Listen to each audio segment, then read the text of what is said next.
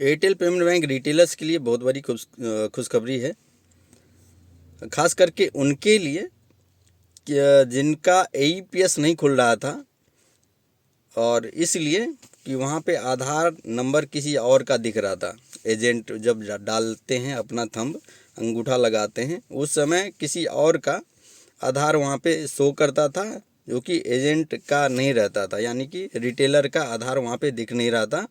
और वहाँ पे जब भी एजेंट अपना थंब लगाते थे तो वहाँ पे उनका AEPS खुलता नहीं था, ब्लॉक कर दिया जाता था। 3 बार से 5 बार अगर ज़्यादा बार डालते थे तो वो हुआ इसलिए था क्योंकि बहुत सारे एयरटेल के जो एजेंट जो ID बनाए थे, यानी कि ABD SBD जो भी RBM पहले ID बनाया था, कई बार वो गलती से ना AEPS में जाके अपना ही थंब लगा के एक ट्रांजैक्शन कर दिया था किसी कारणवश गलती से, कि वहाँ पे रिटेलर का लगना था पर गलती से किसी और का लग गया था और उस कारण से AEPS नहीं कर पा रहे थे बहुत लोग।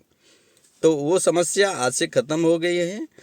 RBI ने सारे एयरटेल पेमेंट बैंक रिटेलर्स का आधार को रीसेट कर दिया है, यानी कि जिसके नाम से अब वो रिटेलर ID है उसी का आधार वहाँ पे शो करेगा।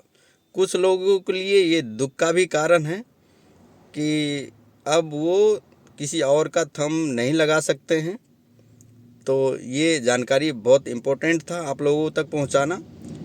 आप समझ गए होंगे, AEPS की मैं बात कर रहा हूँ, जहाँ पे आप आधार इनेबल पेमेंट सिस्टम खोलते हैं और जब एजेंट का अंगूठा लगता है, वहाँ पे थंब लगता है, मैं उसकी जानकारी दे रहा हूँ। तो जिनका भी दिक्कत था कि हमारा थंब नहीं ले रहा है, किसी और का वहाँ पे आधार शो कर रहा है, तो उन लोगों का समस्या आज से ख़त्म हो गया है। धन्यवाद। ये चेक करें।